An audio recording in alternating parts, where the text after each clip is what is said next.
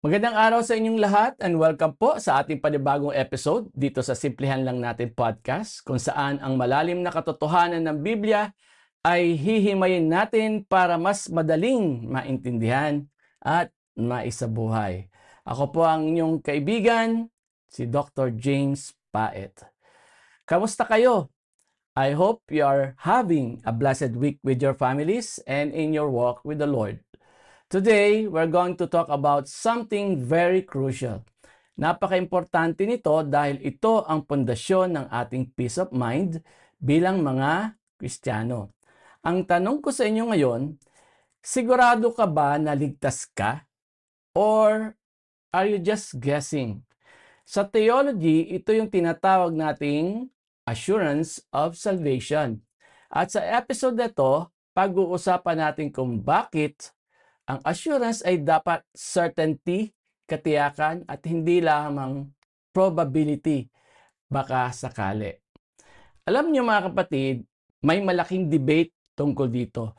Maraming naniniwala na ang assurance daw ay confidence lang. Yung tipong malakas ang kutob mo na ligtas ka, pero hindi ka 100% sure.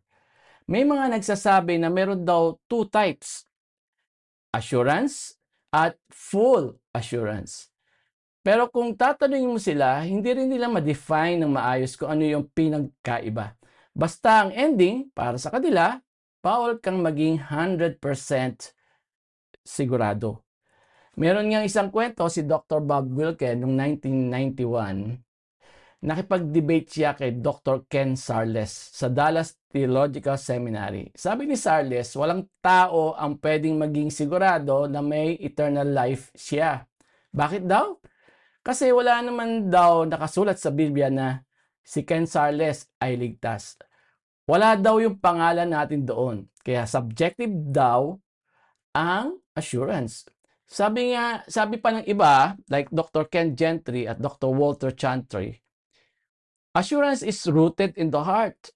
Kung nararamdaman mo na ligtas ka o nakikita mo sa gawa mo, doon ka lang magkakaroon ng confidence. Pero sabi nila, no one is saved until he believes Christ saved him. Pero bawal kang maging certain? Medyo magulo, di ba? Ang sabi nila, 99% sure lang daw sila. Isipin nyo to, kung ang assurance mo ay based sa nararamdaman mo o sa performance mo, paano kapag nag-away kayo ng misis mo? Paano kapag napagalitan mo yung mga bata? Paano kapag nagkasala ka? From 99%, biglang babagsak ang assurance mo sa 50%. Bakit? Kasi kung nakadepende sa iyo ang assurance, talagang magpa-fluctuate yan. Walang stability. Pero ano ba talaga ang sinasabi ng Biblia? Simplihan lang natin. Balikan natin si Jesus at ang mga apostol. Sa Bible, naniniwala tayo na ang assurance is of the essence of saving faith. Ibig sabihin, kapag naniwala ka kay Jesus, kasama doon ang katiyakan na hawakan niya. Tingnan natin sa Gospel of John. Noong kausap ni Jesus si Martha sa John chapter 11, verse 25 to 27, tinanong niya ito tungkol sa resurrection.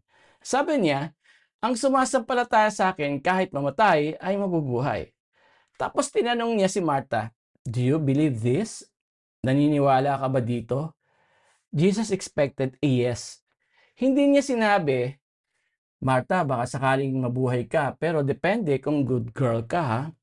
Hindi ganun. Jesus gave a certain promise.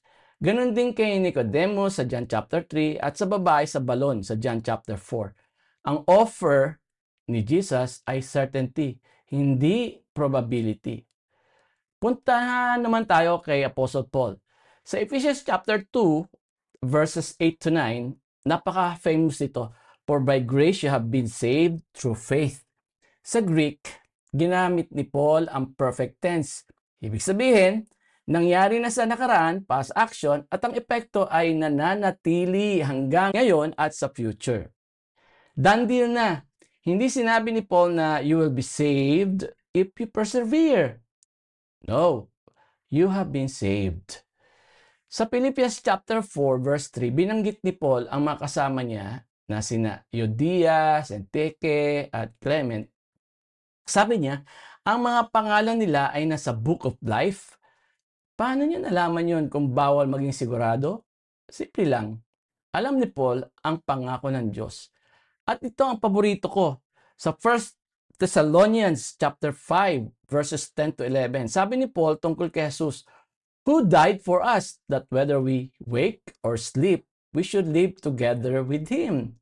Yung wake or sleep dito, ang context ay pagiging watchful, gising sa pananampalataya, or spiritual lazy, tulog.